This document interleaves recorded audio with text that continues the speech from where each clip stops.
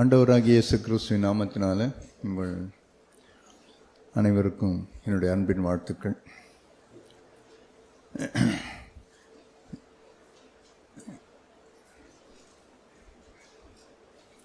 அப்போஸ்தலனாகிய யோவான் தன்னுடைய பிள்ளைகளுக்கு ஒரு வார்த்தை இப்படி எழுதுவார். அப்போஸ்தலனாகிய யோவான் எழுதின மூன்றாம் நிருபத்தில் 2ஆம் வசனம் இப்படி எழுதப்பட்டிருக்கும். பிரியமானவனே, உன் ஆத்மா வாழ்கிறது போல நீ எல்லாவற்றிலும் வாழ்ந்து சுகமாயிருக்கும்படி வேண்டுகிறேன். அவருடைய விருப்பம், அவருடைய வாஞ்சம் எல்லாம் என்னன்னா, நாம் எல்லாருமே சுகமாய் இருக்கும்படிக்கு விரும்புகிற ஒரு தேவ மனுஷன். இன்னும் சொல்லப்போனால், நான் எல்லாவற்றிலும் நலமாய் இருக்கும்படி விரும்புகிறவர். நம்ம எந்த இடத்துக்கு போனோமோ நம்ம எல்லாரும் பார்த்தோன்னே நம்ம என்ன கேட்குறோம்? நல்லா இருக்கிறீங்களா, நலமாக இருக்கிறீங்களா அப்படின்னு கேட்குறோம். நம்ம எல்லாரும் சொல்கிறோம், ஆமாம் நலமாக இருக்கிறோம், நன்றாக இருக்கிறோம் அப்படின்றோம். அதே போல் தான் அந்த நாளிலும் கூட அவரும் கூட நம்ம எல்லாரையும் பார்த்து, நான் உனக்கு நலமாக இருக்கும்படிக்கு நான் வேண்டுகிறேன் அப்படின்னு. நான் நலமாக இருக்கணும் அப்படின்னு சொன்னால், என்னுடைய வாழ்க்கையில் நான் கற்றுக்கொள்ள வேண்டிய ஒரு முக்கியமான ஒரே ஒரு பாடம் உண்டு. நான் முதலாக நான் கற்றுக்கொள்ள வேண்டியது, நான் நலமாக இருக்கணும் அப்படின்னு சொன்னால், நம்ம எல்லாருமே முதலாவது நான் கற்றுக்கொள்ள வேண்டிய ஒரு பாடம் இருக்குது. அதுதான் ஆண்டவர் இயேசுவும் அதான் தன் வாழ்க்கையில் அவரும் அதுதான் கற்றுக்கொண்டிருந்தார். சங்கீதங்களின் புஸ்தகம் 81ஆம் அதிகாரம். சங்கீதங்களின் புஸ்தகம் 81ஆம் அதிகாரம். 81ஆம் அதிகாரத்தில் சங்கீதக்காரன் இப்படி ஒரு வார்த்தையை சொல்வார். சங்கீதம் 81 பார்த்தீங்கன்னு சொன்னால், 81 சங்கீதம் 81:8 இப்படி ஒரு வார்த்தை எழுதப்பட்டிருக்கும். என் ஜனமே கேள், உனக்கு சாட்சியிட்டு சொல்வேன், இஸ்ரவேலே நீ எனக்கு செவி கொடுத்தால் நலமாயிருக்கும். சங்கீதக்காரன் அந்த வார்த்தையை சொல்கிறான். என் ஜனமே அப்படின்னா, இப்போ நம்ம எல்லாரையும் பார்த்து, திருநெல்வேலியில் இருக்கிற எல்லாரையும் பார்த்து, என்னை கேள், உனக்கு சாட்சி சொல்லிட்டு சொல்லுவேன், இஸ்ரவேலே நீ எனக்கு செவி கொடுத்தால் நலமாயிருக்கும். அதே இது இன்னொரு இடத்துல அவர் எழுதுவார். 13ஆம் வசனத்தில் பார்த்தீங்கன்னா, என் ஜனம் எனக்கு செவி கொடுத்து இஸ்ரவேல் என் வழிகளில் நடந்தால் நலமாயிருக்கும். நான் சீக்கிரத்தில் அவர்கள் எதிராளியை தாழ்த்தி என் கையை அவர்கள் சத்துருக்களுக்கு விரோதமாக திருப்புவேன் அப்படின்னு சொல்லுவார். 11ஆம் வசனத்தில் சொல்லும்போது, என் ஜனமோ என் சத்தத்திற்கு செவி கொடுக்கவில்லை, இஸ்ரவேல் என்னை விரும்பவில்லை அப்படின்வார். ஸோ இந்த சங்கீதக்காரன்லாம் அவர் சொல்கிறது என்னன்னா, எதுவும் நமக்கு நலமாக இருக்குன்னு சொன்னால், தேவனுக்கு செவி கொடுக்கறது உனக்கு நலமாக இருக்கும். அதனால தான் ஆண்டவர் மறுபடியும் திரும்ப அந்த வார்த்தை, என் வார்த்தைக்கு அவங்க செவி கொடுக்கல, இஸ்ரவேல் என்னை விரும்பலை, அதனால் இப்போ என் ஜனம் எனக்கு செவி கொடுத்தால் எனக்கு நலமாக இருக்கும். அப்படி இருந்தால் நான் அவங்க எதிராளியை நான் தாழ்த்தி என் கையை அவர்கள் சத்துருக்களுக்கு விரோதமாக திருப்புவேன். அப்படின்னா, பிசாசுக்கு விரோதமாக எனக்கு சத்துரு வேறு யாரும் கிடையாது, எனக்கு ஒரே ஒரு சத்துரு தான் உண்டு, அது பிசாசு மாத்திரம்தான். ஸோ அவனுக்கு விரோதமாக நான் திருப்புவேன், உன்னை திருப்புவேன் அப்படின்னாரு. அதுக்கு ஒரே ஒரு உதாரணம் என்னன்னா, எப்பவுமே நான் தேவனுக்கு செவி கொடுக்கிறவனாக இருக்கணும் அப்படின்றது தான். தீர்க்கதரிசியாகிய ஏசாயா எழுதும்போது இப்படி ஒரு வார்த்தை எழுதுறார். ஏசாயா தீர்க்கதரிசியின் புஸ்தகத்தில் நீங்கள் பார்த்தீங்கன்னு சொன்னால், தீர்க்கதரிசியாகிய ஏசாயா 50ஆம் அதிகாரம், ஏசாயா 50ஆம் அதிகாரம், 50ஆம் அதிகாரத்தில் 4வது வசனத்தை உங்களுக்கு வாசிக்கிறேன். இளைப்படைந்தவனுக்கு சமயத்துக்கேற்ற வார்த்தையை சொல்ல நான் அறியும்படிக்கு கர்த்தராகிய ஆண்டவர் எனக்கு கல்விமானின் நாவை தந்தருளினார். காலைதோறும் என்னை எழுப்புகிறார், கற்றுக்கொள்கிறவர்களைப் போல நான் கேட்கும்படி என் செவியை கவனிக்க செய்கிறார். இது ஆண்டவராகிய இயேசுவை குறித்து சொல்கிறது. அவருடைய வாழ்க்கையில் ஒவ்வொரு நாளும் பிதாவானவர் அவளை எழுப்பும் போதெல்லாம், அவர் எழுந்த உடனே, நம்ம சொல்கிற மாதிரிலாம் அவர் எழுந்த உடனே அவர் ஆண்டவரை பார்த்து எனக்கு அது வேணும் இது வேணும் அப்படின்லாம் அவர் சொல்லாதபடிக்கு என்ன பண்ணுவார்னா, முதல்ல அவர் பிதாவே நீர் என்ன சொல்கிறீர் என்பதை கேட்கிறதற்கு அவர் செவி கொடுக்கிறவராக இருந்தார். அதனால்தான் நம்முடைய ஆவிக்குரிய தகப்பன், நம்முடைய மூத்த சகோதரன் சகரியா போனன்னு சொல்லும்போது கூட நம்மக்கிட்ட இப்போ சமீப நாட்களாக இல்லை சமீப மாதங்களாக அவர் சொல்லும்போதெல்லாம் ஒன்று சொல்லுவார், நீங்கள் பெட்டு விட்டு எழுந்திருக்கிறதுக்கு முன்பாக நீங்கள் முதலாவது ஆண்டவரத்தில் எப்போ உங்களுக்கு தேவன் நீங்கள் எழுப்புகிறாரோ அப்போல்லாம் நீங்கள் என்ன பண்ணுங்கன்னா தேவனுக்கு செவி கொடுக்க நீங்கள் பழகுங்க. முதல்ல ஆண்டவரே நீங்கள் பேசுங்கன்னு முதல்ல ஒரு வார்த்தையை கேளுங்க அப்படின்வார். நீங்கள் கேட்டிருப்பீங்க, நிறைய செய்தியில் அவர் கேட்டிருப்பீங்க. என்னுடைய வாழ்க்கையில் நான் அப்படி தான், என்னுடைய வாலிப வயதிலிருந்து என்னுடைய பழக்கமே எப்படி இருக்குன்னா, காலையில் எழுந்தேன் இப்போ நான் என்னுடைய ஜபத்தில் போகும்போதெல்லாம் நான் முதலாவது நான் ஜபிக்கவே மாட்டேன். என்ன ஒரு ஜபம், ஏன்னா ஒரு மீட்டிங் நடக்குது, ஒரு ஜபத்துக்கு போகிறேன் அப்படின்னு சொன்னேன். அங்கே போன உடனே எடுத்தோடனே ஆண்டவர்கிட்ட போயிட்டு எனக்கு அது வேணும் இது வேணும் அப்படின்லாம் நான் கேட்க மாட்டேன். பேசாமல் முதல்ல அமைதலாக இருப்பேன். ஏன் அமைதலாக இருப்பேன்னு சொன்னால், முதல்ல ஆண்டவர் சொல்கிறதையும் முதல்ல கேட்கணும். அநேகருடைய ஜபம் போர் அடிச்சு போனதுக்கு, இல்லை அநேகருடைய ஜபங்கள் அவங்க அந்த ஜபத்தில் சாரம் இல்லாமல் போனதுக்கு என்ன காரணம்னு சொன்னால், முதலாவது அவங்க தேவனுக்கு செவி கொடுக்கவே மாட்டாங்க. முதல்ல போன உடனே கிடுகிடுன்னு தங்கத்தை என்னவோ எனக்கு அது வேணும் இது வேணும் அதை பண்ணுங்க இதை பண்ணுங்க அப்படி இப்படின்னு சொல்லிக்கிட்டு தான் ஜெபம் பண்ணுவாங்களே ஒழிய முதலாவது தேவனுக்கு செவி கொடுக்குறவளாக இருக்க மாட்டாங்க. என்னுடைய வாலிபத்திலிருந்தே என்னை நடத்தின எங்கள் ஐயா என்ன பண்ணுவார்னா, அப்படி போய் ஜெபம் பண்ண விட மாட்டார். ஜெபம் பண்ணாதேன்னுவார். முதல்ல ஆண்டவர் என்ன பேசுகிறாருன்னு கேட்டுட்டு அப்புறம் ஜெபம் பண்ணு அப்படின்வார். ஸோ அது அப்படியே எனக்கு பழக்கமாக இருந்தபடினால என்னுடைய ஜபமே வித்தியாசமாக இருக்கும். வேணால் நீங்களும் கூட இந்த நாள்லேருந்து நீங்கள் அப்படி ஒரு பழக்கி பாருங்கள். தேவன் பேசுகிறதை கேட்ட பிற்பாடு நீங்கள் ஜெபித்து பாருங்கள், உங்கள் ஜபங்கள் வித்தியாசமாக இருக்கும். நீங்கள் தேவன் பேசாததுக்கு முன்னே நீங்கள் ஜெபம் பண்ணீங்கன்னு சொன்னால் என்ன நடக்குன்னா, ஏதோ ஒன்று நீங்கள் ஜெபம் பண்ணிட்டே இருப்பீங்க. ஏதோ ஒன்று உங்கள் இச்சைகள் நிறைவேறணும், இல்லை வேறு ஏதாவது தகாத விதமாய் ஜெபம் பண்ணுறவர்களாய், இல்லை உங்கள் இருதயத்தில் ஏதோ ஒரு விடுதலை இல்லாதவர்களாக நீங்கள் இருந்து கொண்டே இருப்பீங்க. ஆனால் தேவன் பேசுனதை கேட்டதுக்கு அப்புறம் நீங்கள் ஜெபித்தீங்கன்னு சொன்னால் உங்கள் ஜெபம் வித்தியாசமாக இருக்கும். அதை உங்களுக்கு உண்மை அது ஒரு இதுவாகவே சொல்கிறாங்க. இப்படி தான் நம்ம எல்லாருமே ஆண்டவர் பார்க்கறதெல்லாம் என்ன பண்ணுறாருன்னா, நீ எனக்கு செவி கொடுத்தால் உனக்கு நலமாக இருக்கும்.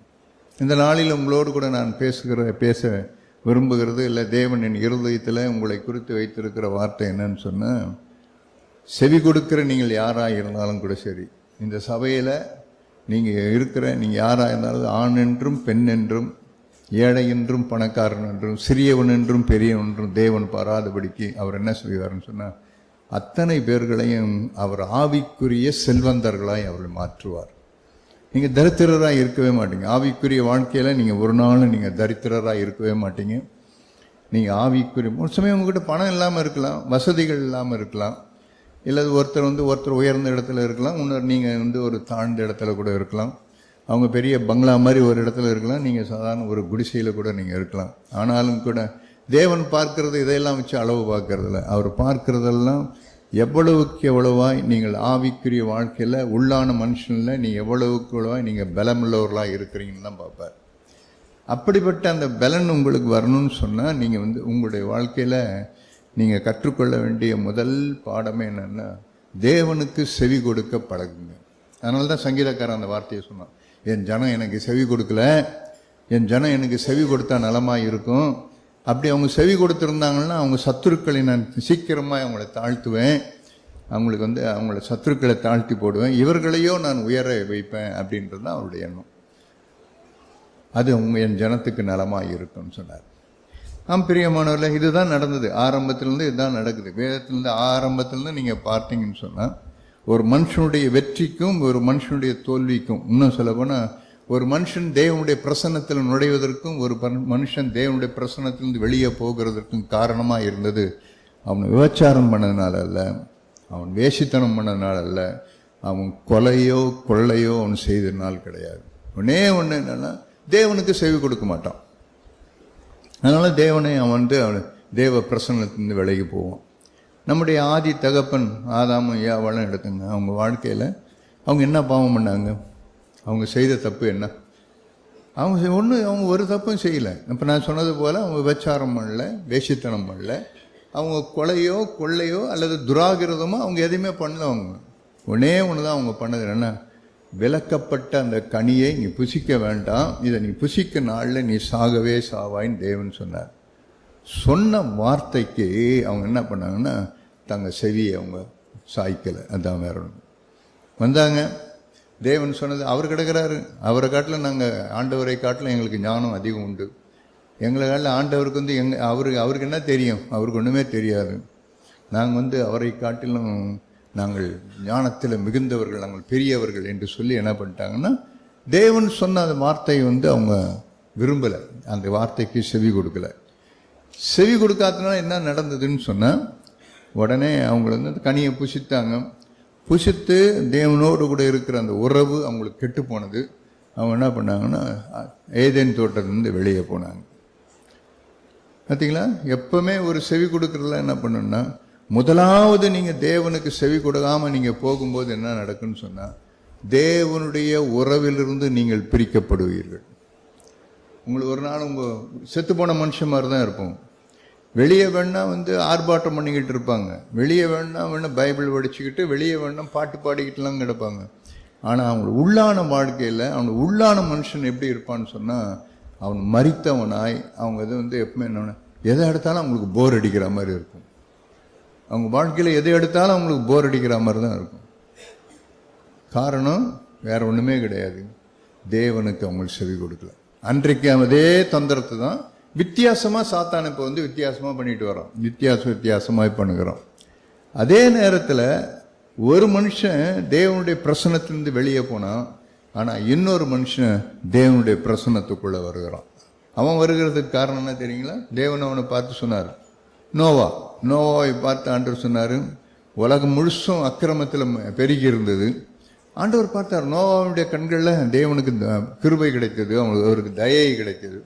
உடனே அவனை பார்த்து ஒரு வார்த்தை சொன்னார், நோவா நீ என்ன பண்ணுன்னா, இப்போ ஒரு பேழையை உண்டாக்கு. அந்த பேழையை உண்டாக்கி நீயும் குடும்பத்தார் எல்லாமே நீங்கள் போய் அதில் நீங்கள் போங்க அப்படின்னு சொன்னார். உடனே நோவா என்ன பண்ணாருன்னா அந்த பேழையை உண்டாக்குனார். தேவனுடைய வார்த்தைக்கு செவி கொடுத்தார். செவி கொடுத்த உடனே அக்கிரமமான உலகத்தின் மத்தியில் வாழ்ந்து கொண்டிருந்தவர், உலகம் முழுசும் அக்கிரமத்தினால நிறைந்து கொண்டிருக்கும் போது தேவனுக்கு செவி கொடுத்த நோவா என்ன பண்ணாருன்னா பேழையை கட்டினாரு. பேழையை கட்டின உடனே என்னன்னா அவர் பேழைக்குள்ள பிரவேசித்தார். அப்படின்னா என்ன அர்த்தம்னா, உலகெல்லாம் அழிஞ்சு போச்சு, யாருமே இல்லை. ஆனால் பேழைக்குள்ளாக அவர் பிரவேசிக்கும் போது நம்ம தேவன் அவனோடு கூடவே இருந்து கொண்டே இருந்தார். அப்படின்னா நான் எப்படி யோசிக்கிறேன்னா, வெளியே இருந்த நோவா இப்பொழுது என்ன பண்ணாருன்னா உள்ளே வந்தார். உள்ளே வரத்துக்கு காரணம் என்ன? பேழை கட்டினார்ல? இல்லை, தேவனுடைய வார்த்தைக்கு அவர் செவி கொடுக்கிறவராக இருந்தார். பிரியமானவர்ல, இதுதான் இந்த காலத்தில் நடக்கிறதெல்லாம். ஒவ்வொன்றும் தேவன் சொல்லும் போதெல்லாம் யாரெல்லாம் அவருடைய வார்த்தைக்கு செவி கொடுக்குறாங்களோ அவங்களெல்லாம் என்ன பண்ணுவாங்கன்னா தேவனுடைய பிரசன்னத்துக்குள்ளே வந்துடுவாங்க. தேவனுடைய வார்த்தைக்கு யாரெல்லாம் செவி கொடுக்கலையோ அவங்களாம் என்ன பண்ணுவாங்கன்னா அவங்களாம் தேவனுடைய பிரசன்னத்திலிருந்து வெளியே போவாங்க. வேற ஒன்றுமே கிடையாது. இதில் மாற்று கருத்து கிடையவே கிடையாது. இதுதான் இந்த உலகத்தில் இன்னைக்கு வரைக்கும் நடந்து கொண்டே வருகிறது. ஒவ்வொரு நாள் ஏன் ஒவ்வொருத்தர் போய் தேவனுடைய அவ்வளோ ஒரு சந்தோஷமாய் அவருடைய ஒரு ஆனந்தமாக இருக்கிறாங்க அப்படின்னு சொன்னால், எப்பொழுதும் அவங்க என்ன பண்ணுவாங்கன்னா அவங்க தேவனுடைய வார்த்தைக்கு செவி கொடுக்கிறவர்களா இருந்தாங்க. என்னுடைய ஃபேவரட் வேர்ட்ஸ் ஒன்று உண்டு. நீதிமொழிகளின் புஸ்தகம் 1ஆம் அதிகாரம் 33ஆம் வசனத்தில் இப்படி ஒரு வார்த்தை எழுதப்பட்டிருக்கும். நீதிமொழிகள் 1:33 1:33 இந்த வார்த்தை, எனக்கு செவி கொடுக்கிறவன் எவனும் அவன் விக்கினமின்றி வாசம் பண்ணி ஆபத்திற்கு பயப்படாமல் அமைதியா இருப்பான். இந்த வசனம் வேற யாருக்கும் கிடையாது. இந்த வசனம் இது படிக்கிறவங்களுக்கும் கிடையாது, இதை கைகொள்ளுகிறவர்களுக்கு தான். அது என்ன இருக்குன்னா, எனக்கு யாரெல்லாம் நீங்கள் செவி கொடுத்துனே இருக்கிறீங்களோ நீங்கள் என்ன பண்ணுவீங்கன்னு சொன்னால் விக்கினமின்றி வாசம் பண்ணுவீங்க. விக்கினமின்றி உங்களுக்கு விக்கினம் இருக்காது. நீங்கள் விக்கினமின்றி வாசம் பண்ணி ஆபத்து வரும். அந்த ஆபத்து வரும்பொழுது என்ன பண்ணுவோம்? பயப்படாமல் அமைதியாய் இருப்பான். அப்படின்னா அவங்க ஆபத்து வரும், சுற்றி நெருங்க ஆபத்து வந்துட்டே இருக்கும். ஏதாவது ஒரு ஆபத்து வந்துட்டே இருக்கும், ஏதாவது ஒன்று நடந்துகிட்டே இருக்கும். ஆனால் அந்த ஆபத்தெல்லாம் வரும்பொழுதுலாம் நான் எப்படி இருப்பேன்னு சொன்னால், நான் அமைதியுள்ள ஒரு புருஷனாய் நான் இருந்து கொண்டே இருப்பேன். செவி கொடுக்கும்போது இதெல்லாம் நடந்துகிட்டே இருக்கும். ஒவ்வொருவருக்கும் நீங்கள் உட்கார்ந்து இருக்கிற நீங்கள் யாராக இருந்தாலும் கூட சரி, நீங்கள் எப்பெல்லாம் தேவனுக்கு செவி கொடுக்குறவங்களா நீங்கள் இருக்கிறீங்களோ அப்பெல்லாம் என்ன நடக்குன்னு சொன்னால், ஒரு ஆபத்து வந்தாலும் கூட அந்த ஆபத்துக்கு நீங்கள் பயப்படாமல் நீங்கள் அமைதியாக இருந்து கொண்டே இருப்பீங்க. பயப்படுறீங்க அப்படின்னு சொன்னால் என்ன அர்த்தம்னு சொன்னால், நான் தேவனுக்கு செவி கொடுக்கல, இன்னும் தேவனுக்கு செவி கொடாதவனாக இருக்கிறேன், அதனால தான் நான் எல்லா காரியத்துக்கும் பயப்பேன். ஈவன் சின்ன ஒரு காரியத்துக்கு கூட நான் பயப்படுவேன். ஏதாவது ஒரு நடக்கும், ஏதாவது ஒரு வரும்போது எனக்கு உடனே என்ன பண்ண, உடனே நான் பயப்படுகிறவனாய் மாறிப்பேன். பயப்படுகிறது தேவ சித்தம் கிடையவே கிடையாது. பயப்படுகிறவர்களாம் அன்பில பூரணப்பட்டவர்கள் கிடையவே கிடையாது. பயமானது மிகுந்த வேதனையை உங்களுக்கு கொண்டு வந்துடும். எப்பெல்லாம் நான் பயப்படுறேனோ அப்படின்னா அந்த பயம் என்னை எனக்கு பக்கவாதத்தை கொண்டு வரும். ஆங்கிலத்தில் இப்படிதான் சொல்லுவோம், ஃபியர் மேக்ஸ் யூ பேரலைஸ். உன்னை பேரலைஸ் பண்ணிட்டு உன்னை. பயம் எப்பெல்லாம் ஒரு மனுஷன் அவன் பயப்படுகிறவனாய் இருக்கிறானோ அவன் ஆவிக்குரிய பக்கவாதம் உடையவனாய் அவன் செயல்பட முடியாதவனாய் போயிடும். அதுதான் சாத்தானுடைய தந்திரம். எப்பவுமே இவங்களை பயமுறுத்திட்டே இருக்கணும். இவன் செயல்படக்கூடாது, இவன் நொண்டி நொண்டி நடக்கணும், இல்லை இவன் தாங்கி குந்தி குந்தி நடக்கணும், ரெண்டு மனசு உள்ளவனா இருக்கணும், இரு நினைவுகள் இவனுக்கு போல இருந்து கொண்டே இருக்கணும். இவன் ஒரு நினைவா இவன் ஒரு மனமா இவன் இருக்கவே கூடாது. இவன் எப்பொழுதும் தன் பார்வைக்கு குந்தி குந்தி நடக்கணும். பாகால் தெய்வமானால் பாகாலை பின்பற்று, கர்த்தர் தெய்வமானால் கர்த்தரை பின்பற்றுனா, இல்ல இல்ல எனக்கு இதுவும் வேணும் அதுவும் வேணும் அப்படின்னு சொல்லிட்டு என்ன பண்ணுனா, ரெண்டு நினைவுகளால் அவன் குந்தி குந்தி நடக்கிற ஒரு மனுஷனா இருப்பான். அவன் எப்படிப்பட்டான்? யாரு இதுக்கெல்லாம் யாரு? இதெல்லாம் என்னத்துக்கு யாருன்னா, அவனு பக்கவாதம் வந்துடுச்சு. ஆவிக்குரிய, நான் சொல்ல சரீரப்பிரமானது அல்ல, ஆவிக்குரிய பக்கவாதம் அவங்களுக்குள்ள வந்தபடியினால என்ன பண்றாங்கன்னா, அவங்க குந்தி குந்தி நடக்கிறவர்களா இருப்பாங்க. இதுல ரெண்டு பேருமே உண்டு, ஆணுக்கும் உண்டு பெண்ணுக்கும் உண்டு. ஒரு சமயம் ஆண் அவன் நிமிர்ந்து இருக்கிறவன் நடந்தா, அங்க இருக்கிற பெண் மனைவியானவள் என்ன பண்ணுவோம்னா குந்தி குந்தி நடக்கிறவர்களா இருப்பான். பயம், எதுக்கு எடுத்தாலும் பயம். எங்க அம்மா ஒரு வார்த்தை எனக்கு அடிக்கடிக்கு சொல்லுவாங்க, என்னை பார்த்து வருவேன். ஏன்னா நான் அந்த வயதுல இளம் வாலிபனா இருக்கும்போது ரொம்ப பயப்படுவேன். அப்போ என் பயப்படும் போது எங்கள் அம்மா என்னை பார்த்து ஒரு சொன்னாங்க, என் மகனே உன்னை புலி அடித்து நீ சாகலையோ எனக்கு அது தெரியாது, ஆனால் கிளி அடித்து நீ செத்துருவிடா நீ அப்படின்னு. அப்படின்னா பயம் நீ செத்துருவ.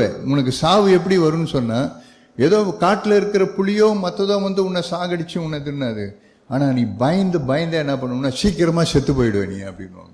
அந்த வயதில் என்னுடைய தாய் என்ன பண்ணுவாங்கன்னா, இந்த பயத்திலேருந்து இவனை எப்படியாவது வேறு இருக்கணும், இவனை எப்படியாவது எடுக்கணும் அப்படின்றத அந்த வார்த்தையை சொல்லி எங்களை உற்சாகப்படுத்துவாங்க. பிரியமானவர்களை, இந்த நாளிலும் கூட உங்களுக்கு சொல்லுகிறேன், பயம் தேவன் கொடுக்கறது கிடையவே கிடையாது.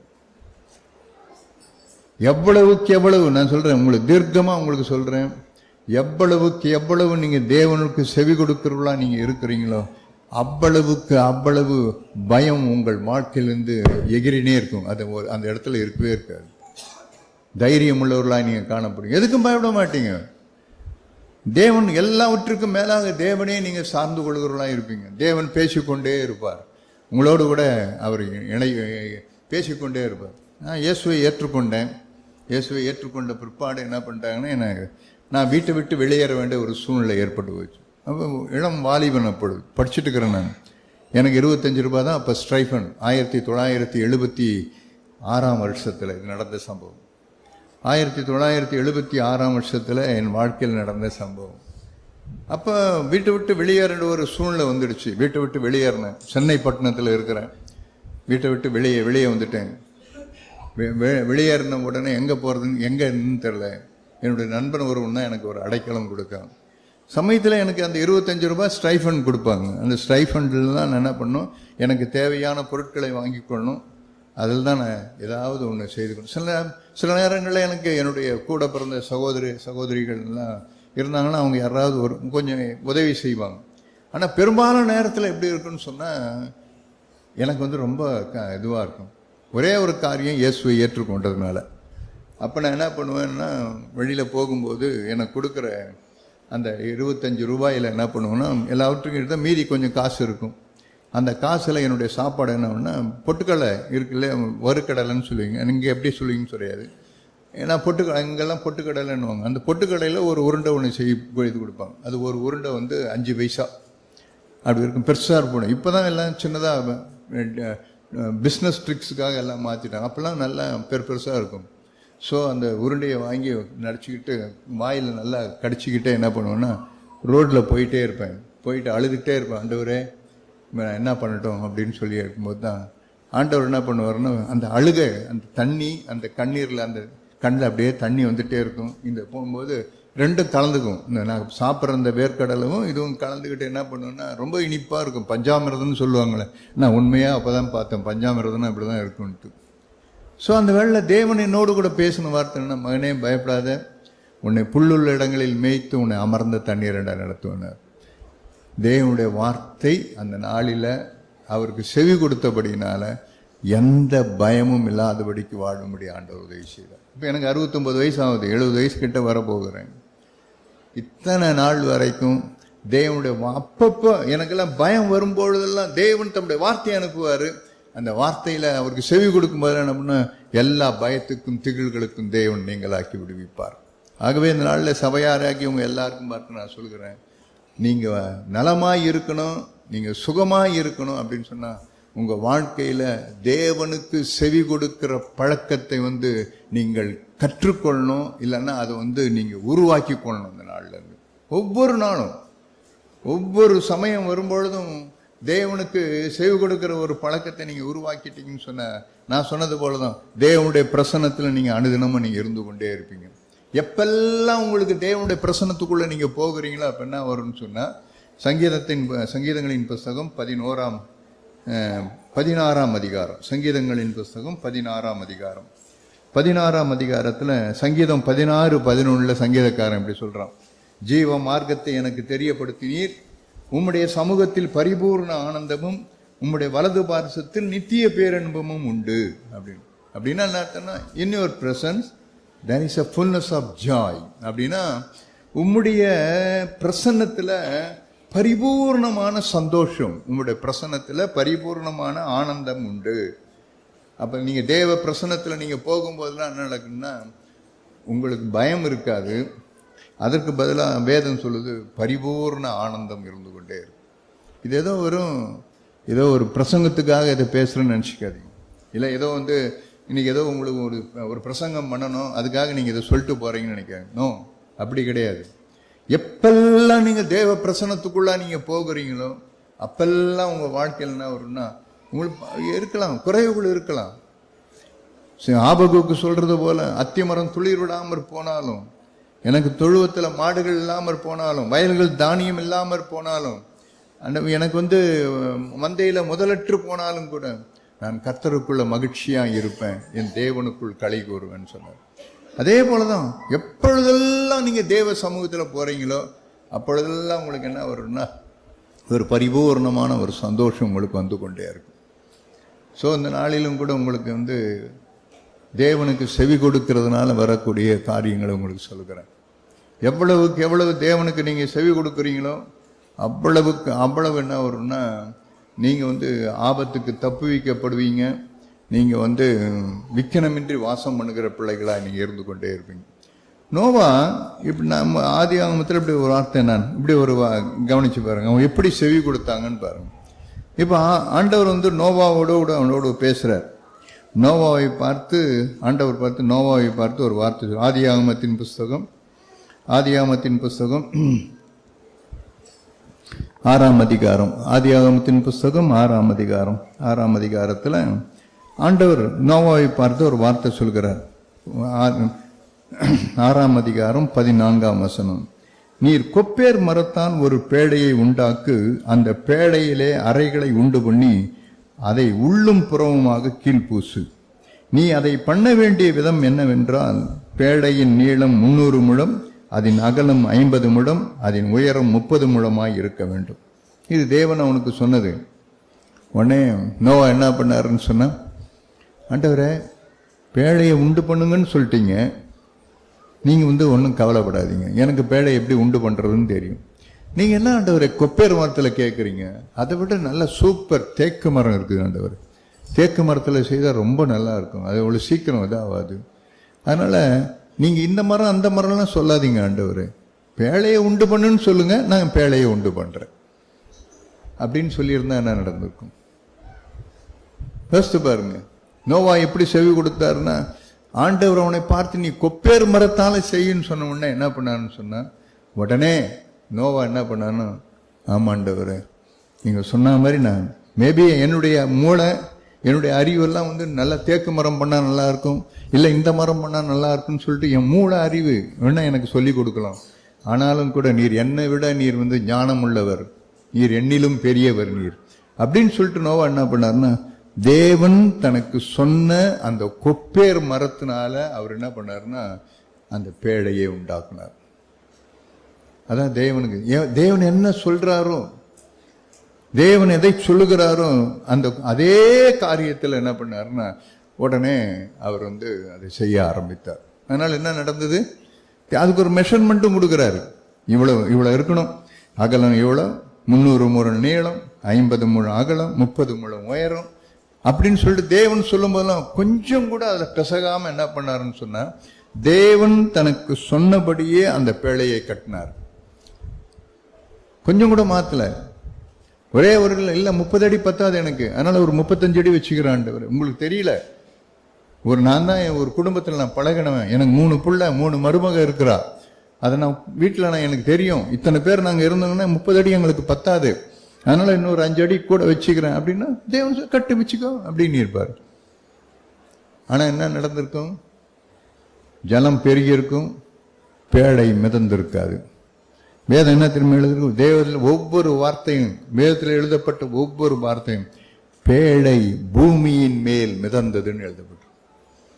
அப்படி இல்லைன்னா என்ன நடந்திருக்கும், பேழை பூமியின் மேல மிதந்திருக்காது, பேழை பூமியிலே இருந்திருக்கும். அப்படிதான் வேதம் அப்படிதான் எழுதிருக்கு பாருங்க. ஒவ்வொன்றும் நீ நிறுத்தி, நம்முடைய ஆவிக்குரிய தகப்பன் நம்முடைய மூத்த சகோதரன் சகரியாபன்னு சொன்னது போல நீங்க வேதத்தை நிறுத்தி நிதானமா வாசித்து பார்த்தீங்கன்னா உங்களுக்கு தெரியும், பேழை பூமியின் மேல் மிதந்திருக்காது.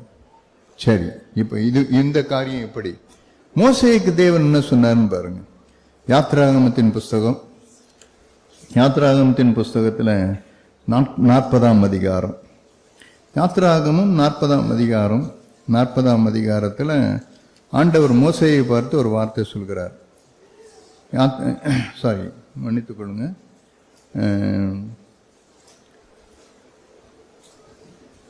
யாத்ராகமம் 25ஆம் அதிகாரம், 25ஆம் அதிகாரத்தில் தேவன் மோசேயை பார்த்து ஒரு வார்த்தையை சொல்கிறார். 25ஆம் அதிகாரம் 8ஆம் வசனம் பாருங்க. அவர்கள் நடுவிலே நான் வாசம் பண்ண எனக்கு ஒரு பரிசுத்த ஸ்தலத்தை உண்டாக்குவார்களாக சொல்லிட்டு, நான் உனக்கு காண்பிக்கும் வாசஸ்தலத்தின் மாதிரியின்படியும் அதனுடைய எல்லா தட்டுமுட்டுகளின் மாதிரியின்படியும் அதை செய்வீர்களாக. தேவன் மோசேயை பார்த்து இந்த வார்த்தையை சொல்றார். சொல்லிட்டு இப்ப 10ஆம் வசனம் பாருங்க. சித்தி மரத்தினால ஒரு பெட்டியை பண்ண கடவர்கள், அதன் நீளம் 2.5 முழம், அதன் அகலம் 1.5 முழம், அதன் உயரம் 1.5 முழமாய் இருப்பதாக. ஆண்டவர் வந்து மோசேயை பார்த்து என்ன சொன்னார், கொப்பேர் மரத்துல பண்ணுன்னு சொல்ல, இப்ப என்ன சொன்னார்னா நீ சித்தி மரத்தினால பண்ணுன்னார். மோசே இப்ப பார்த்து ஆண்டவர் பார்த்து, ஆண்டவரே நோவா எனக்கு முன்ன வாழ்ந்தவர் தான் நோவா, அவருக்கு பெரிய ஜலப்பிரளயம் வந்தது, அந்த ஜலப்பிரளயம் வரும்பொழுது நீங்க என்ன பண்ணீங்கன்னு சொன்னா நோவாவை வந்து கொப்பேர் மரத்தால பண்ணுன்னு சொன்னீங்க. அதனால அது என்ன ஆச்சுன்னு சொன்னா இது வந்து வெள்ளத்தினால ஒன்றும் ஆகல. அதே மாதிரி இப்ப பெட்டி நீங்க பண்ண சொல்றீங்க, ஏன் ஆண்டவரை நான் சீத்தி மரத்தினால நான் பண்ணணும், நான் கொப்பேர் மரத்தால நான் பண்றேன் அப்படின்னு மோசே சொல்லியிருந்தா யோசித்து பாருங்க. ஒரு மனுஷனுக்கு எப்படி சொல்றாருன்னு பாருங்க, இன்னொரு மனுஷனுக்கு என்ன சொல்றாருன்னு பாருங்க. நோவாவுக்கு சொல்லும் போது நீ கொப்பேர் மரத்தால பண்ணுன்றாரு, ஆனா மோசேக்கு சொல்லும் போது தேவன் சொன்னார் நீ சீத்தி மரத்தினால பெட்டியை உண்டாக்குன்னு சொல்றாரு. இப்ப 2 பேரும் எப்படி இருக்காங்க பாருங்க, எவ்வளவாய் 2 பேரும் வந்து தேவனுக்கு செவி கொடுக்கிறவர்களா இருந்தாங்க. ஆதி மனுஷர்கள், தேவனுடைய தாசர்கள், தேவனோடு கூட க்ளோஸா இருந்தவங்க அத்தனை பேரும் எப்படின்னா தேவன் என்ன சொல்றாரோ அதுல இருந்து ஒரு படி கூட அவங்க நவரவே மாட்டாங்க. நோவுக்கு என்ன கொப்பேரா இருக்கலாம், ஆனா மோசே நான் உனக்கு சொல்லுகிறேன் நீ சீத்தி மரத்தினால இந்த பெட்டியை உண்டாக்குன்னு சொன்னார். உடனே மோசே அப்படியே செய்தார். மோசே கொஞ்சம் கூட மாறவே இல்லை, தேவனுடைய வார்த்தைக்கு எள்ளளவும் அவர் மாறவே இல்லை. மாறாம என்ன பண்ணார்னா அதே மாதிரி செய்தார். இப்ப பாருங்க யாத்ராகமத்தின் புஸ்தகம் கடைசி அதிகாரத்துல பாருங்க, கடைசி அதிகாரத்துல 40ஆம் அதிகாரம் 40ஆம் அதிகாரத்துல 16வது வசனம், கர்த்தர் தனக்கு கற்பித்தபடியெல்லாம் மோசே செய்தான். அடுத்தது 19ஆம் வசனம், கர்த்தர் தனக்கு கற்பித்தபடியே போட்டான். ஓகே, இப்படி ஒவ்வொன்றும் பார்த்துனே இருந்தீங்கன்னா ஒவ்வொன்றும் தேவன் அவனுக்கு என்ன சொன்னாரோ அது அப்படியே அவன் செவி கொடுத்தான், அப்படியே கேட்டான். அப்படியே கேட்டு என்ன பண்ணா, அவன் ஆசாரிப்பு கூடாரத்தை உண்டாக்கின உடனே நடக்குன்னா 34ஆம் வசனம் பாருங்க. 34ஆம் வசனம், அப்பொழுது ஒரு மேகம் ஆசாரிப்பு கூடாரத்தை மூடினது, கர்த்தருடைய மகிமை வாசஸ்தலத்தை நிரப்பிற்று. தேவனுடைய மகிமை என்ன பண்ணுதுன்னா வாசஸ்தலம் முழுவதும், இந்த ஆலயம் முழுவதும் நிரப்பினது. எப்ப நிரப்பிச்சு? தேவன் என்ன சொன்னாரோ அந்த வார்த்தைக்கு மோசே செவி கொடுத்து, அவன் சீத்தி மரத்தினால ஒண்ணு செய்ப்பா அப்படின்னு சொன்ன உடனே ஒவ்வொன்றும், பலிபீடத்தை சீத்தி மரத்தினால செய்யி, நீ பட்டி இப்படி செய்யி அப்படின்னு சொன்னா என்னென்னலாம் சொல்லுகிறானோ அது அத்தனைக்கும் என்ன பண்ணாருன்னா மோசே செவி கொடுக்கிறவராக இருந்து கொண்டே இருந்தார். அதனால்தான் மோசே என்ன பண்ணாருன்னா எல்லாவற்றுக்கும் மேலாக தேவன் உயர்த்தினார். ஆவிக்குரிய ஒரு ஜாம்பவான், அவன் 6 லட்சம் பேரை நடத்தினான். தேவனுக்கு செவி கொடுக்க ஒரு பரிசுத்தவான், இப்படி யாரோ ஒரு பரிசுத்தவான் எழுதினார், தேவனுக்கு செவி கொடுக்காத எந்த மனுஷனுக்கு நீங்க செவி கொடுக்காதீங்கன்னு சொன்னார். யாருக்கு அப்படிப்பட்ட மனுஷன் உங்களை வழி தப்ப பண்ணுவான்? நீங்க யாருக்கு செவி கொடுக்கணும்னு சொன்னா, யாரெல்லாம் தேவனுக்கு செவி கொடுக்கிறவங்களா இருக்கிறாங்களோ அந்த அப்படிப்பட்ட மனுஷர்களுக்கு நீங்கள் செவி கொடுங்கள் அப்படின்னு சொன்னார். தேவனுக்கு செவி கூடாத எந்த மனுஷனோ எந்த மனுஷியோ யாரா இருந்தாலும் சரி, அது எப்படிப்பட்ட ஆளா இருந்தாலும் கூட சரி, இந்த மனுஷன் தேவனுக்கு செவி கொடுக்கலன்னா நோ, நான் உனக்கு செவி கொடுக்கவே மாட்டேன். ஏன்? உங்களுக்கு வழி தப்ப பண்ணிடுவாங்க. உங்களை அவங்க வழி தப்ப பண்ணிடுவாங்க. ஆம் பிரியமானவர்களே, மோசே தேவனுக்கு செவி கொடுக்கிறவனாக இருந்தான். அது நிமித்தம் என்னன்னா, அவன் அந்த ஆலயம் முழுவதுமா என்னாச்சுன்னா தேவனுடைய மகிமை அங்கே மூடிக்கொண்டே இருந்தது. எப்பெல்லாம் தேவனுடைய மகிமை வெளிப்படுதோ அப்பெல்லாம் என்ன நடக்குன்னா, எதிராளி என்ன பண்ணுவோம்னா பேசாம வாய முடிப்போம். மோசேக்கு விரோதமா ஜனங்கள்லாம் எழும்பி அவனை கல்லடிக்க ஆரம்பிக்கிறாங்க. உடனே மோசே போய் தேவ சமூகத்தில் போய் மூங்கொப்பரை விழுறான். வேதம் அடுத்து என்னன்னா, தேவனுடைய மகிமை காணப்படும் போதெல்லாம் கல்லடி அடிச்சோம்லாம் அப்படியே நிற்கிறான். அப்படி ஆனால் ஒண்ணுமே செய்ய முடியல. ஏன்? தேவனுடைய மகிமையை பார்த்தவன் எல்லாம் பார்த்துட்டாங்க. எப்பெல்லாம் அதே மாதிரிதான் உங்க குடும்பத்திலும் கூட சரி, உங்க தனிப்பட்ட வாழ்விலும் சரி, வேலை ஸ்தலத்திலும் சரி, நீங்க எங்க போனாலும் சரி, தேவனுடைய மகிமை உங்களை இருக்குதுன்னா ஒருத்தரும் கூட உங்களுக்கு விரோதமா எழும்பவே முடியாது. ஆபீஸ்ல கூட, நீங்க ஆபீஸ்ல வேலை செய்யறீங்க, இல்ல ஸ்கூல்ல, நீங்க பெரும்பாலும் ஸ்கூல்ல வேலை செய்யறீங்க, அநேக நேரங்களில் உங்களுக்கு விரோதமா இவங்கெல்லாம் இப்படி எழும்புறாங்க, இவங்கெல்லாம் அப்படி எழும்புறாங்கன்னு சொன்ன காரணம் என்னன்னா, தேவனுடைய மகிமை இல்லை நம்ம இடத்துல இல்ல, உங்க இடத்துல என்னிடத்துல தேவ மகிமை இல்லை. அதனாலதான் அப்படி விரோதமாய் வந்திருக்கு. எப்பெல்லாம் நான் தேவனுடைய வார்த்தைக்கு நான் செவி கொடுக்கும் போதெல்லாம் நான் என்ன ஒண்ணா அங்க தேவனுடைய மகிமை எனக்கு வெளிப்பட்டுருந்தாங்க. அவருடைய வார்த்தைக்கு செவி கொடுக்கும் போது என்கிட்ட நான் ஒரு வீட்டில் குடியிருந்தேன். அப்போ இருக்கும்போது பக்கத்து வீட்டுக்காரர் பிரச்சனை பண்ணிக்கிட்டே இருந்தார். அவர் என்ன ஒன்று சொல்லிட்டே இருப்பார். அப்போ நான் என்ன அர்த்தம்னு சொன்னால், என்னிடத்துல தேவ மகிமை இல்லை, வேற ஒன்றும் கிடையாது. அதனால தான் அவர் பிரச்சனை பண்ணிட்டே இருக்கிறாரு. அப்போ நான் ஒரு நாள் ஆண்டவர்கிட்ட பார்த்துக்கிட்டேன், ஆண்டவரே இந்த மனுஷனுக்கு நான் ஒரு நன்மையை செய்யும்படி எனக்கு ஒரு தருணத்தை கொடுங்க, ஏதாவது ஒரு நன்மை இவருக்கு நான் செய்யணும் அப்படின்னு சொல்லிட்டு நான் என்ன பண்ணேன், அதுக்காக நான் ஆண்டவர்கிட்ட ஜெபம் பண்ணேன். ஒரு தடவை ஜெபம் பண்ணேன். உடனே அந்த மனுஷனுக்கு ஒரு நன்மையை செய்யும்படி ஆண்டவர் எனக்கு கிருபை கொடுத்தார். உடனே அந்த மனுஷனுக்கு நன்மையை செய்த உடனே என்ன பேசாம வாய மூடிக்கிட்டார். தெரியுமா ஏன் எப்படி வாய மூடினா எப்படின்னா, நன்மை செய்து ஒரு மனுஷனுடைய அறியாமை அடக்குவது தேவனுடைய சித்தமாக இருந்தது. மகிமை வெளிப்படும். தேவன் உடனே என் வார்த்தைக்கு பயப்படுறோம், நான் சொன்னதை கேட்டோம், என் வார்த்தைக்கு பயப்படுகிறோம். நன்மை செய்யும்படி அவனுக்கு தீமைக்கு தீமை செய்யல, பழிக்கு பழி வாங்கணுன்ற எண்ணம் இல்லை அவனுக்கு. அவனுக்கு எப்படியாவது கூட என் சத்ருவை சிநேகிக்கணும், என் பகைக்கிறவனுக்கு நன்மை செய்யணும் அப்படின்ற எண்ணத்துல என் பிள்ளை என் வார்த்தைக்கு செவி கொடுக்கணும்னு தீவிரமாய் இருக்கிறான் அப்படின்னு சொல்லிட்டு தேவன் பார்த்தாரு. மகிமையை அந்த மனுஷன் பேசாம வாய மூடிக்கிட்டான். பிரியமானவர்களே, இப்படிதான் நடக்கும். வேலை ஸ்தலத்திலும் கூட பாருங்க, உங்க இடத்துல அநேக காரியங்கள் இருக்கும். மனுஷனோடு கூட சண்டை போடவே போடாதீங்க. நீங்க பேசிலாம் ஜெயிக்கவே முடியாது. ஒரு நாளும் முடியாது. நீ உங்க பராக்கிரமத்தையோ உங்க ஞானத்தையோ உங்க அறிவையோ இல்லது உங்க ட்ரிக்ஸையோ நீ யூஸ் பண்ணீங்கன்னா அங்க ஒன்றும் நடக்காது. உங்களுக்கு மேல அவன் இருப்பான். ஆனா தேவனுடைய மகிமைக்கு மேலாக எதுவுமே கிடையவே கிடையாது. எப்பெல்லாம் தேவ மகிமையை பார்க்கிறாங்களோ அப்பெல்லாம் என்ன பண்ணுவாங்கன்னு சொன்னா மூங்குப்புற அமைதியாயிடும். பிரியமானல்ல, இது நடக்கும் உங்க வாழ்க்கையில். அதனாலதான் உங்களுக்கு சொல்லுகிறேன், தேவனுக்கு செவி கொடுத்தால் நலமாயிருக்கும். நிறைய நம்ம செவி கொடுக்கறது இல்லை. அநேக தேவனுடைய எத்தனையோ காரியங்கள் இருக்கு, நான் செவி கொடுக்கறது இல்லை.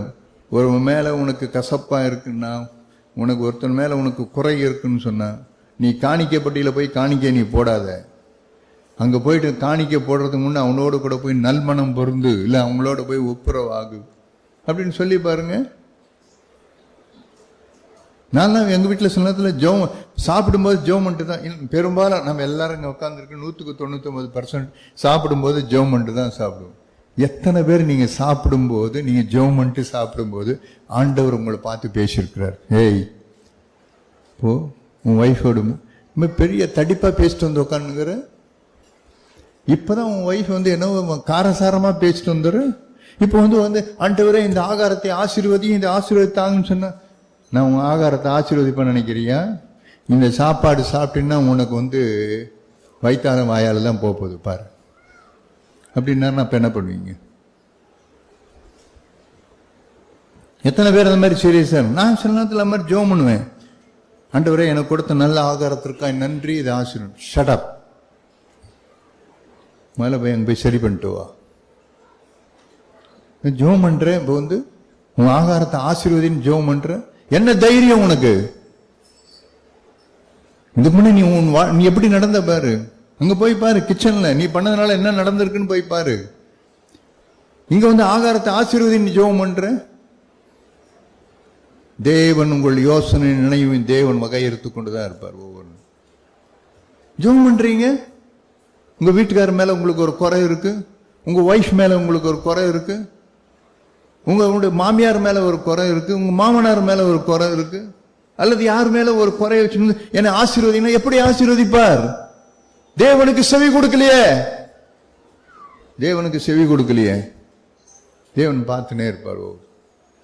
நான் உடனே என்ன பண்ணுவேன்னா, நான் ஜெபம் பண்ண மாட்டேன், உடனே போயிடும். ஐயோ வேண்டாம் சாமி, இது வேற எதனா சாப்பிட்டு ஏற்கனவே நமக்கு எதனா எடுப்போகுது, வேண்டாம். தேவன் சொல்றதுக்கு உடனே போய் என் ஒய்ஃப்கிட்ட போய் சாரி, தடுப்பா பேசிட்டேன், என்ன மன்னிச்சிருங்க, நான் ஏதாவது ஒன்று என் ஒய்ஃப்கிட்ட போயிட்டு அவங்ககிட்ட வந்து அவங்கள்ட்ட சமாதானம் ஆயிட்டு வந்து அப்புறம் வந்து, ஆண்டவரே இப்போ நீ ஜோம் பண்ணு, ஆசீர்வதிக்கிறேன். நீ கொஞ்சம் தானே ஜோம், நீ கஞ்சி தண்ணி தான், நீ ஜோம் பண்ணு, அது உனக்கு எப்படி இருக்குன்னு பாரு. நீ பிரியாணியை வச்சுக்கிட்டு நீ கசப்பட்டு ஜோம் பண்ணு, சாப்பிட்ட உடனே பிரியாணி செஞ்ச மாட்டேன். இவன்லாம் ஒரு பிரியாணி செய்யறானா, இவன்லாம் ஒரு கேட்டரிங் சர்வீஸா இவனுக்கெல்லாம். ஆமா, ஆனா அதே நேரத்துல நான் தேவனுக்கு செவி கொடுத்து பழகி நான் குடிக்கிறது கஞ்சியா இருந்தாலும் கூட தேவன் மனரம்யத்தை கட்டளையிடுவார். பார்த்திருக்கீங்களா? தேவனுக்கு செவி கொடுத்துருக்குமா இதுக்கெல்லாம்? அதனால ஆண்டவர் அந்த வார்த்தையை சொன்னார், உனக்கு குறை இருக்குன்னா காணிக்க அங்க போய் நீ குப்பத்தொட்டில போடுறத. நான் பேசியிருக்கேன், சென்னையில எங்க சபையில பேசிருக்கேன். நீங்க வந்து ஒரு காணிக்கை பெட்டியில போடுறீங்கன்னு சொன்னா அதுல ஒரு கண்டிஷன் எழுதி வச்சிருக்கு. நீங்க அதையும் மீறி நீங்க போடுறீங்கன்னா நீங்க காணிக்கை பெட்டியில போடல, நீங்க குப்பத்தொட்டில போடுறீங்க. நீங்க குப்பத்தொட்டில போடுறீங்க, நீங்க காணிக்கை பெட்டியில போடல. நீங்க யாராவது சென்சிபிள் உள்ளவன், நல்ல மூளை உள்ள ஒரு மனுஷன் தம் பணத்தை கொண்டு போய் குப்பத்தொட்டில, பிச்சைக்காரன் கூட போட மாட்டான், பிச்சைக்காரன் கூட போட மாட்டான். ஆனா தேவனுக்கு செவி கொடுக்காதவர்கள் நிலைமை வந்து இதுதான் நடக்கும். ஏன்னா பிரியமானவர்ல நீங்க யோசித்து பாருங்க, ஏன் எதிராளி இன்னும் தாழ்த்தப்படலை? ஏன் எனக்குள்ள இன்னும் தேவ பிரசன்னம் வரல? ஏன் எனக்குள்ள இன்னும் தேவ மகிமை பிரத்யேகமாய் வெளிப்படலை? ஏன் வந்து என்னால ஏன் என் குடும்பம் எல்லாம்? ஆமா, ஒரு மனுஷன் அப்படிதான் இருந்தான், தேவனுக்கு செவி கொடுக்கவே செவி கொடுக்கல. பாத்தீங்க என்னாகமத்தின் புஸ்தகத்தை பாருங்க.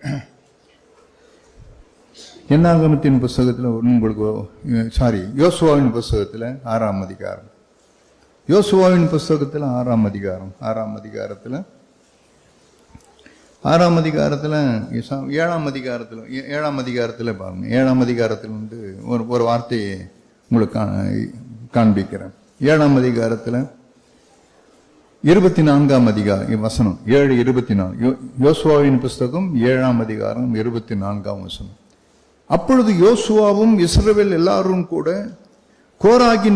சேராகின் புத்திரனாகிய ஆகானையும் அந்த வெள்ளியையும் சால்வையும் பொன் பாலத்தையும் அவன் குமாரரையும் குமார்த்திகளையும் அவன் மாடுகளையும் கழுதைகளையும் ஆடுகளையும் அவன் கூடாரத்தையும் அவனுக்குள்ள யாவையும் எடுத்து ஆகோர் பள்ளத்தாக்குக்கு கொண்டு போனார்கள். அங்கே யோசுவா, நீ எங்களை கலங்க பண்ணினதென்ன? இன்று கர்த்தர் உன்னை கலங்க பண்ணுவார் என்றான்.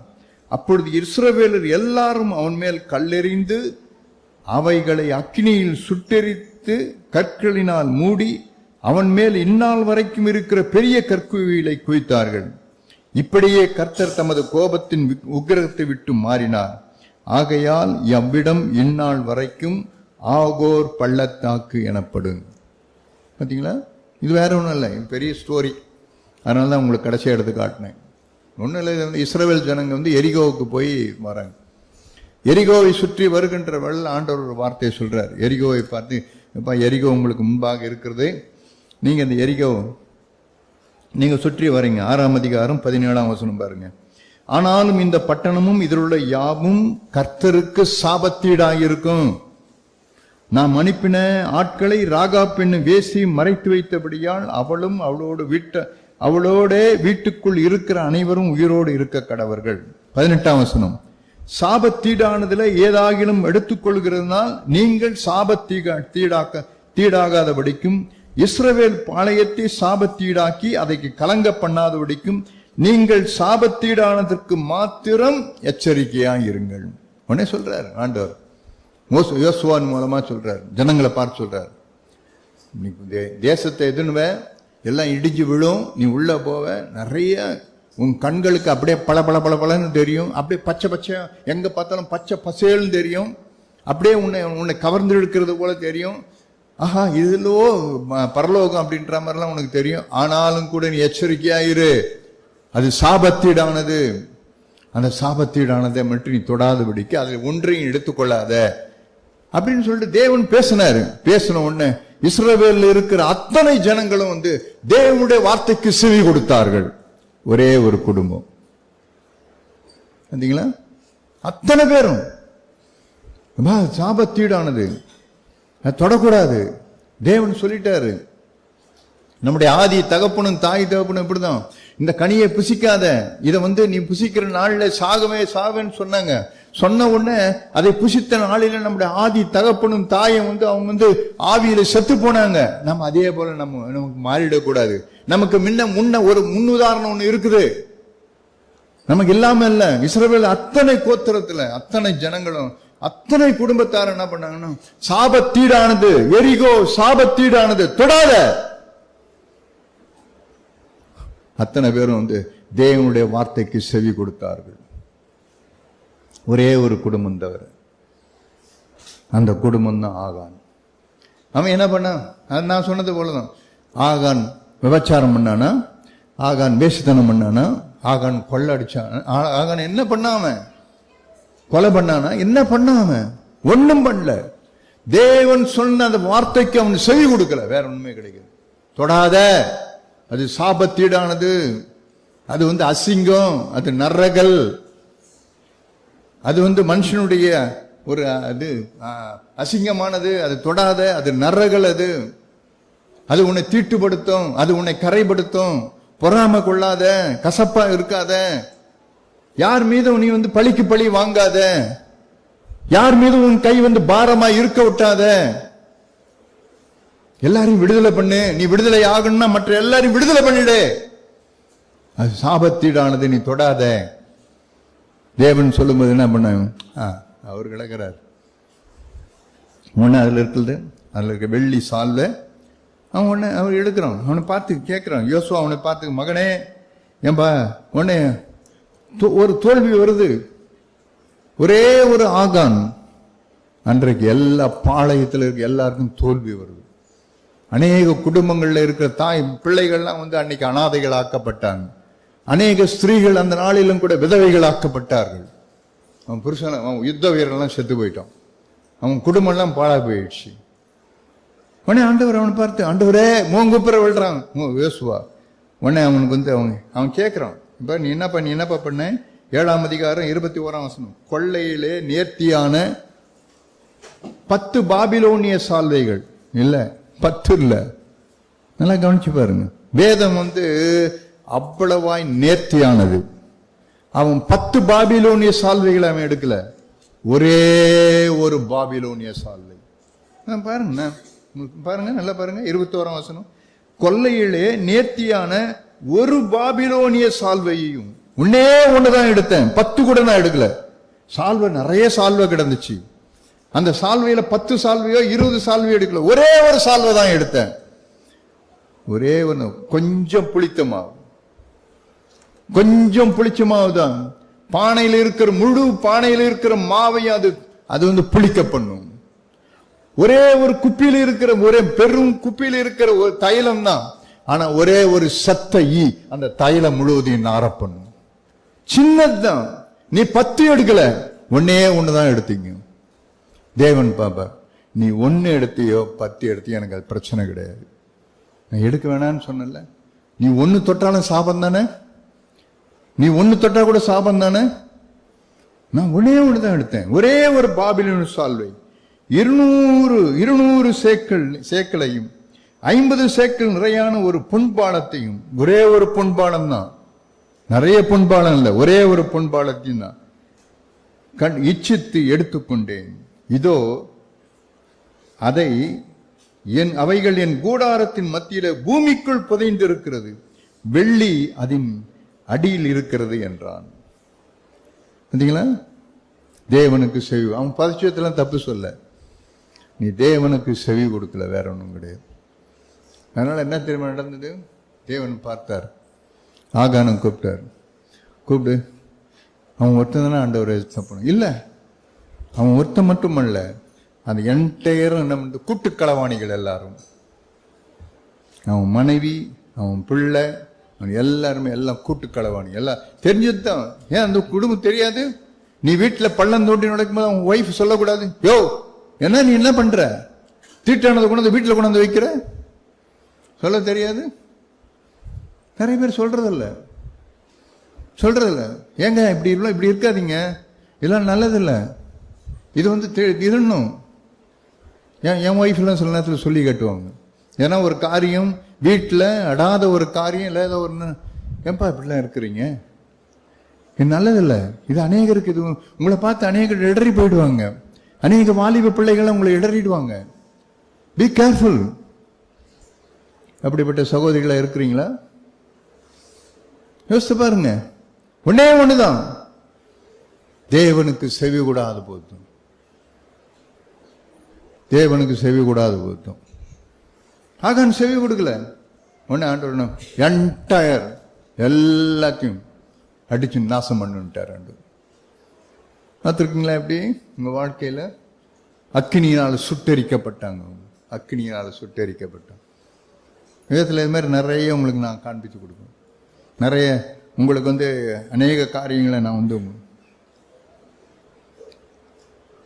விதத்தில் நிறைய இருக்கு. இது மாதிரி செய்தவங்களாம் நிறைய. தேவனுடைய வார்த்தைக்கு தேவனுக்கு வார்த்தைக்கு செவி கொடுத்தவங்க, நோவா, மோசே, இவங்களாம் தேவனுடைய வார்த்தைக்கு செவி கொடுத்தாங்க. மகிமை இறங்கினது, பேழை அவங்க வந்து பூமியிலேருந்து மேலே கிளம்பிச்சு, குடும்பம்லாம் அவங்க காப்பாற்றப்பட்டாங்க. இன்னும் அநேக பேர், சில பேர் தேவன் தீர்க்கதரிசியாய் அவனை எடுக்கும்போது கூட, இப்போ உட்காந்துருக்கீங்க வாலிப பிள்ளைங்க, வாலிப சகோதரிகள். பிலிப்புக்கு 4 குமார்த்திகளாம், 4 குமார்த்திகளும் தீர்க்கதரிசிகளா இருந்தாங்க. எப்படி தீர்க்கதரிசிகளா இருந்தாங்க? அவங்க எப்படி தீர்க்கதரிசிகளா இருந்தாங்கன்னு சொல்றேன். தேவனுடைய வார்த்தைக்கு அவங்க செவி கொடுக்கும்போது, எப்பெல்லாம் ஒரு மனுஷன் தேவனுடைய வார்த்தைக்கு செவி கொடுக்கிறானா அவன் தீர்க்கதரிசியாய் தேவன் மாற்றுவார். ஷோர், அதில் சந்தேகமே கிடையாது. எலியா வந்து வானத்திலிருந்து அக்கினி இறங்கி வர்றதுக்கு முன்னாடி தேவன் சொல்ல டெஸ்ட் பண்ணுவாரு.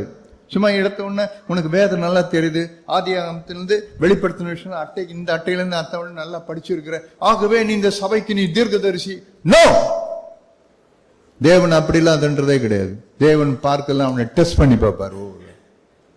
எலியா அப்படிதான் தேவன் டெஸ்ட் பண்ணி பார்த்தாரு. இவன் வார்த்தைக்கு செவி கொடுக்குறானா? எப்படி சொன்னாரு எலியாவை பார்த்து, நீ சொல்லிட்டல, இப்போ போ, அங்கே போயிட்டு அந்த கேரித் ஆற்றங்கடையில போய் நீ அங்க போய் ஒளிஞ்சுக்கன்னாரு. உடனே நீ அப்ப எனக்கு சாப்பாடு நீ போ, அங்க உனக்கு போடும்படிக்கு காகங்களுக்கு கட்டளை இடுவேன். அந்த காகம் வந்து உனக்கு இறைச்சியும் உனக்கு ரொட்டி துண்டும் கொடுக்கும். அங்க தண்ணி அந்த ஆற்ற கேரித்தான் அதை குடிச்சிட்டு இருந்தேன். அப்படியே கொஞ்சம் கூட பிசகாதபடிக்கு அப்படியே எலியா போய் தேவன் சொன்ன நாள் வரைக்கும் அங்கேயே உட்கார்ந்து கொண்டிருந்தோம். என் கற்பனையில் நான் நிறைய கற்பனை எல்லாம் போடுவேன். ஒரு நாள் போன காக்காங்கெல்லாம் திரும்பி வந்துடுச்சு. எடுத்துன்னு போன ரொட்டி அந்த இறைச்சி துண்டுலாம் எடுத்துன்னு திரும்ப ஆண்டவரே நீங்க சொன்னீங்க கேரி தாண்டறையில எலியா இருப்பாரு, அவருக்கு போய் கொடுத்துட்டு வாங்க. நாங்க போனோம், அங்க எலியா இல்லை ஆண்டவரே, அதனால எடுத்துன்னு வந்துட்டேன் திரும்ப. அப்ப நீங்களே சாப்பிட்டுருங்க. இப்ப யாருக்கு பட்னி? எலியா நீ அன்னைக்கு பட்னி. நீ ஏன்? தேவன் உன்னை கேரி ஆற்றங்கண்டையில போய் ஒளிந்து கொண்டிருந்தாரு. நீ கேரி ஆற்றங்கண்டையில் ஒளிஞ்சு கொள்ளாம நீ வேற எங்கேயோ ஓடிட்ட. நீங்க வேற எங்கேயோ போய் சைட் சீயிங் பார்க்கலாம், அதை பார்க்கலாம், இதையா போயிட்ட. அதனால என்ன ஆச்சு? காக்கா உனக்கு வந்து ரொட்டியும் உனக்கு வந்து இறைச்சி துண்டியும் கொண்டு வந்தது இல்ல, நீ இல்லாதனால அது திரும்ப வந்துச்சு, அது நீயே சாப்பிட்டுருன்ட்டேன். இது வேதத்துல கிடையாது, நான் யோசித்து என்னுடைய கற்பனை. இது எலியா தேவன் சொன்ன இடத்துல அப்படியே நின்று கொண்டிருந்தோம். அப்புறம் தேவன் மாத்தினாரு, வேற இடத்துக்கு கொண்டு வந்தாரு. இப்ப தேவன் இப்ப அவனை கொண்டு வராரு இப்ப வழி. அப்பதான் அவன் சொல்றான், ஆண்டவரே இவ எல்லாவற்றையும் நீர் செய்ததின்படியே நான் செய்தேன் என்று நான் அறியும்படிக்கு தேவன் வானத்திலிருந்து அக்கினியை இறக்கி இந்த இதை பட்சிக்கட்டும் அப்படின்னு. அதே மாதிரி தேவன் வானத்திலிருந்து தேவன் தன் அக்கினியை இறப்பினார். தெரியுங்களா? எல்லாரும் உங்களுக்கு கூட வாலிப பிள்ளைங்க உங்களையும் தான் சொல்றேன். பிலிப்பியுக்கு 4 குமார்த்திகள் இருந்தாங்களாம். 4 பேரும் தீர்க்கதரிசிகளா இருந்தாங்களாம். காரணம் என்ன தெரியுமா? அந்த 4 பெண் பிள்ளைகளும் தேவனுடைய வார்த்தைக்கு வலதுபுறமோ இடதுபுறமோ சாயாதபடிக்கு தேவனுடைய வார்த்தைக்கு செவி கொடுத்தவர்களா இருந்தாங்க. தேவன் நேற்றும் இன்றும் இன்றும் மாறாதவர், இன்றைக்கும் மாறாதவர், இன்னைக்கும் மாறாதவர். நிறைய பேர் எனக்கெல்லாம் நான் கொஞ்ச நாளா யோசிச்சேன். ஒரு நாள் ஆண்டவர் சொன்னார், அப்போஸ்தலனாகிய பவுல் எப்படி தெரியுமா அபிஷேகம் பெற்றார் உனக்கு தெரியுமா அப்படின்னு கேட்டேன். தெரியலையே அப்படின்னு. அப்போஸ்தலனாகிய பவுல் எப்படி பரிசுத்த ஆவியினால அபிஷேகம் பெற்றார் தெரியுமா உங்களுக்கு? அப்போஸ்தலர் நடவடிக்கையின் புஸ்தகம் 9ஆம் அதிகாரம். அப்போஸ்தலர் நடவடிக்கையின் புஸ்தகம். நிறைய பேர் நீங்க இருக்கிறீங்களா? ஆண்டவர் என்ன இன்னும் அபிஷேகம் பண்ண மாட்டேன்றாரு. நானும் கேட்டுன்னு தான் இருக்கிறேன். எனக்கு தேவன் தம்முடைய ஆவினால் நிரப்பப்பட மாட்டேன்னு உட்காந்துக்கிறீங்க எல்லாரும். இங்கே உட்கார்ந்துருக்கா நிறைய எல்லாருமே. நீ காண்பிக்கிறோம் பாருங்க தேவன். அப்போஸ்தலனாகிய பவுல் எப்படி தேவன் தம்முடைய பரிசுத்த ஆவினால் நிரப்பினார்ன்ட்டு.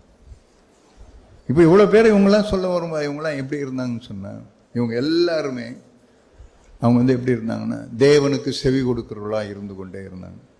அதனால இவங்களுக்கு என்ன நடந்ததுன்னா, எந்த ஒரு காரியத்தையும் அவங்க தானாய் சுயமாய் ஒன்றையும் அவங்க செய்யவே மாட்டாங்க. பாருங்க, இப்போ 9ஆம் அதிகாரம்.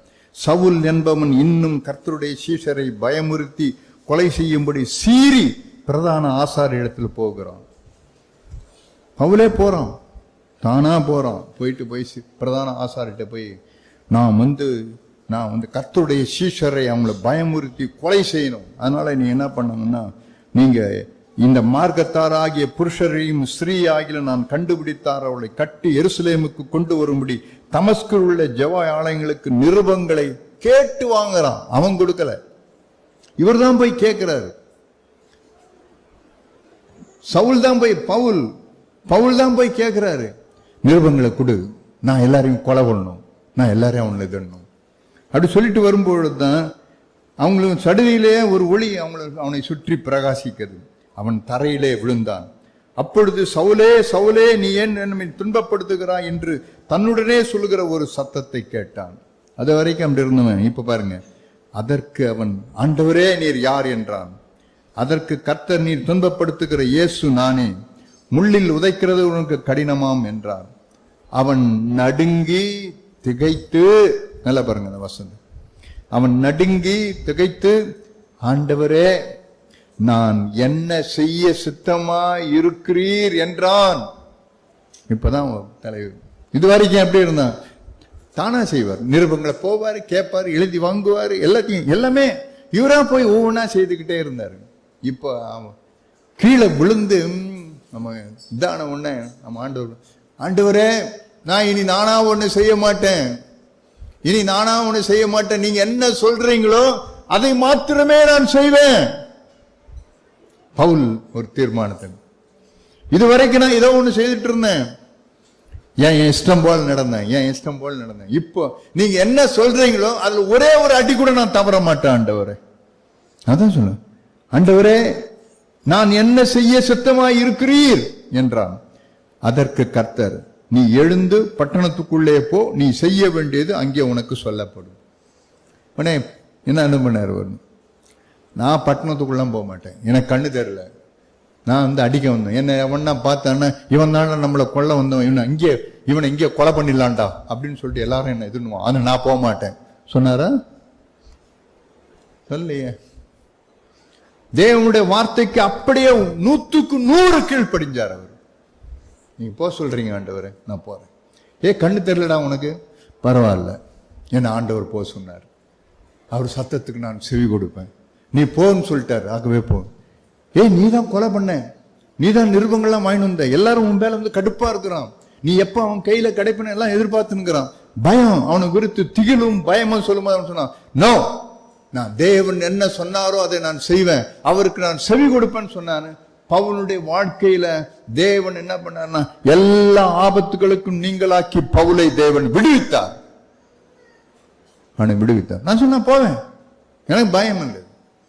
ஆமா, நான் கொலை பண்ணவன் தான், நான் இப்படி பண்ணவன் தான், ஆனாலும் ஆண்டவர் என்ன சொன்ன, நீ போ, நான் உனக்கு அங்க என்ன நடக்கும்னு சொல்லி காக்கிறேன் போனார். உடனே போனாரு, போய் 3 நாள் அங்க இருக்கிறாரு, தேவனை நோக்கி தேடிக்கொண்டே இருக்கிறேன். இப்ப அனனியா வரான். அனனியாவுக்கு ஆண்டவர் சொல்றாரு, அனனியாவே இப்ப அங்க இருக்கிறான், நீ போன்னு. ஆண்டவரே அவன் தான் கொலை பண்றான், அவன் தான் எதுன்னு ஆண்டவர், எனக்கு பயமா இருக்கு, நீ போ. உடனே அவனுக்கு கீழ் படிஞ்சு போகிறான். வேதம் என்ன திரும்ப சொல்லுது, 17ஆம் வசனம் பாருங்க. பவுல் தேவனுடைய எப்படி தேவனால அபிஷேகம் பண்ணப்பட்டான் இங்க எழுதி பாருங்க. அப்பொழுது அனனியா போய் வீட்டுக்குள் பிரவேசித்து அவன் மேல் கையை வைத்து, சகோதரனாகிய சவுலே, நீ வந்த வழியிலே உனக்கு தரிசனமாயின இயேசுவாகிய கர்த்தர் நீ பார்வை அடையும்படிக்கும் பரிசுத்த ஆவியினால நிரப்பும்படிக்கும் என்னை அனுப்பினார். எப்படி அவன் பெற்றுக்கொண்டான் தெரியுமா? தேவனுடைய வார்த்தைக்கு அவன் செவி கொடுக்கிறவனா இருந்தான். 2 காரியம் நடந்தது. உண்டு என்ன தெரியுமா நடந்தது? பவுலுடைய கண்கள் திறக்கப்பட்டது. அது வரைக்கும் குருடனா இருந்தவன், அவனுடைய கண்கள் அவனுக்கு திறக்கப்பட்டவன் என்ன பண்ண தெரியுமா? அவன் தேவனையே பார்க்க ஆரம்பித்தான். 2வது அவனுக்கு என்ன தெரியுமா? தேவன் தம்முடைய பரிசுத்த ஆவியினால் அவனை நிரப்பினார். எப்ப தெரியுமா? அவன் தேவனுக்கு அவன் செவி கொடுக்கும் போதுதான். இந்த நாளிலும் கூட நீங்க உட்கார்ந்து இருக்கிற நீங்களும் கூட தேவனுக்கு செவி கொடுத்து வாழ்ந்துட்டே பாருங்க. தேவன் உங்களை தம்முடைய ஆவியினால் உங்களை நிரப்பிக் கொண்டே இருப்பார். ஒவ்வொரு நாளும் தேவனுடைய ஆவியில நிரப்பப்பட்டவன் நீங்க போங்க. எதுக்கு நீங்க பயப்படவே மாட்டீங்க. உங்களை பயம் ஒரு நாள் உங்களுக்கு பக்கவாதத்தை கொண்டு வராது. ஒரு நாளும் இருக்க மாட்டீங்க. நிமிர்ந்தவர்களா நீங்க இருந்து கொண்டே இருப்பீங்க. கூனி குறுகி போக மாட்டீங்க. எந்த சூழ்நிலை வருகின்ற வேலை எதுவுமே எல்லாமே உங்களுக்கு குறைந்து போனாலும் கூட சரி, தேவன் தம்முடைய பரிபூர்ண ஆனந்தத்தினால் நிரப்பார். உங்ககிட்ட ஒண்ணுமே இல்லை, ஆனா இவ்வளவு சந்தோஷமா இருக்கிற, ஆனா உங்ககிட்ட எதுவே இல்லை, ஆனா உன்னை இப்படி இருக்கிற. ஆமா, தேவன் தம்முடைய ஆவியினால் என்னை நிரப்பி இருக்கிறார்.